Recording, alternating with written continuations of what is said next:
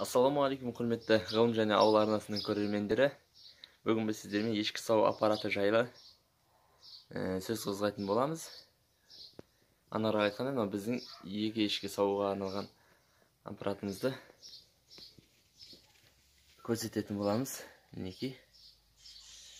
Мына жақта бір ешкіге және мына жақта бір ешкіге және де мына жақта бір ешкіге, осы екі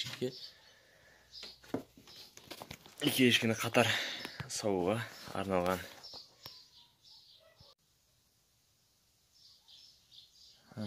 Ортаға біздер аппаратты қоюды жөн көрдік. Екі жағынан екі ешкіні орын дайындадық. Екі ешкіге жоғарыдан төмен қарай мынандай алғыратып дайын стакан дейтін алар, стакандарын іліп қоюды. Осындай орын дайындап алдық. Жаңа мен аппарат жуып болдым. Сауып болдық, аппарат жуып болдық. Біздің аппарат ресейлік аппарат ЧВНЗ. Мотор маймен жұмыс істейді, бірақ біреулер сұрайды, қанша май кетеді деп. Бұған май кетпейді, бұған май құймайсыз. Өте сирек май қазы. Мынау вакуумдық несі, асоса мынау көк. Мына жерде вакуумметр дейді, вакуумды өлшейтін құрылғысы бар. Жоғарысында 19 литрлік бетоны бар, крышкасы, қақпақшасы өзінікі емес, ауыстырылған, яғни барынша сапалырақ етіп тапсырыс берген кезде, өйткені қақпақшасында вакууммен жарықтар пайда болады екен кейбір нелерде.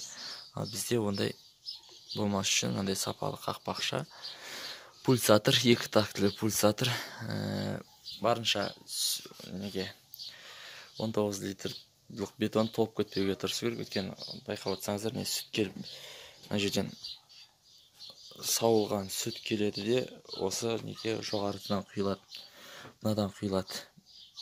Толған кезде пульсаторға сүт кетуі мүмкін де, мынау пульсаторға сүт кетуі мүмкін, пульсатордың жұмысын бұзуы мүмкін. Пульсатордың өзінің бағасы бөлек, егерде бұзылып қалып сатып алатын болсаңыздар, ол да аз ақша емес, шамамен 6-7-8 мыңдарға дейін баратын шығар. Нақты енді кейінірек көру керек. Қарапайым токпен жұмыс істейді. Мінекей, розеткаға тағылып тұр. Ортаға мынандай заттар қоятын істеп қоюға болады. Желін жууға арналған су деген сияқты. Мінекей. Мынау біздің қарлығаштар, балапандары. Қарлығаштар келіп сендерді тамақтандырады, мама папасы. Қазір сіздердің назарларыңызға біздер ешкілерді қалай сауатынымыз туралы көрсететін боламыз. Оны енді бұрынғы түсірілген видеоларда, осыдан алдыңғы түсірілген видеоларды бірге қазір қойып көрсетем. Монтаж ретінде. Мына жерде мынандай несі бар, айтпақшы, құрылғысы бар. Мынау жабық күйіндегісі, мынау сауып жатқан күйіндегісі. Осы жоқ, мынау сауып жатқан күйіндегісі. Мұны былай қойған кезінде жуу режимінде екі ешкіге. Мінекей.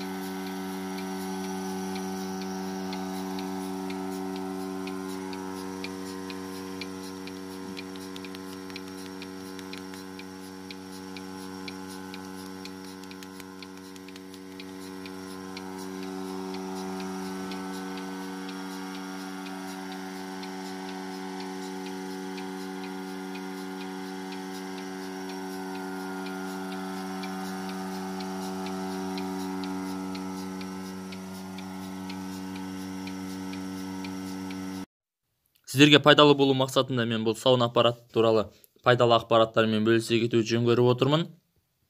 Бұл сауна аппаратын 200 000 теңге бағасында сатып алынғанбыз. Сатып алмастан бұрын алдын ала іске қосып, тексеріп көріп, содан кейін ғана алынды. Яғни 1 жылдық гарантиясымен. Бұзылып қалған жағдайда 1 жылда олар өздері жөндеп береді, не болмаса жаңа аппарат қойып береді. Егер де фермаңыз заңды түрде тіркелген, құжаттары бәрі дұрыс болатын болса, онда сауна аппаратына мысалға бір мемлекеттік көмек ретінде сатып алуға да болады. Яғни заңмен ондай нелер қарастырылған, жеңілдіктер. Бағасы 200 000 теңге тұратын аппарат өзін-өзі қаншалықты ақтайды деген сұрақ тууы заңды. Неғұрлым сауын ешкі көп болған сайын, неғұрлым сүт көп болған сайын, бұл аппарат өзін-өзі ақтайды. Өндіруші елді ретінде негізінен Түркия мен Ресей өнімдерін дұрыс көреді. Бірақ біздің сатып алғанымыз ресейлік ЧВМЗ аппараты. Қарағанды қаласы Ермеков көшесі 33 деген мекенжайда Казфермер деген фирма бар. Сол фирмадан 200 000 теңге бағасында сатып алғанбыз. Қателеспесем, ол жігіттер бүкіл Қазақстан бойынша жұмыс жасайды, мұндай аппараттарды жеткізіп берумен, орнатып берумен айналысады. Осы видеоның төменгі жағына, яғни комментарийна мен сол менеджерлердің бірінің нөмерін жазып қалдыратын боламын. Егер де сіздерге қажет болатын болса, сіздерге пайдалы болатын болса, хабарласып, бағасын біліп, сапасын біліп деген сияқты сұрақтарыңызды қойып, ары қарай сатып алсаңыздар болады.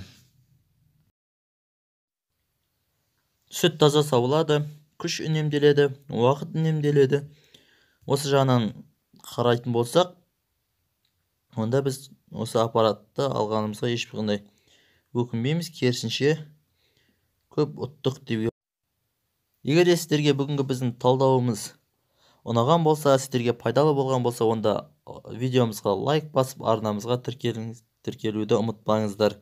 Келесі кездескенше аман сау болыңыздар. Сіздермен бірге болған Нұрғиса Қыдырбайұлы, ғылым және ауыл арнасы.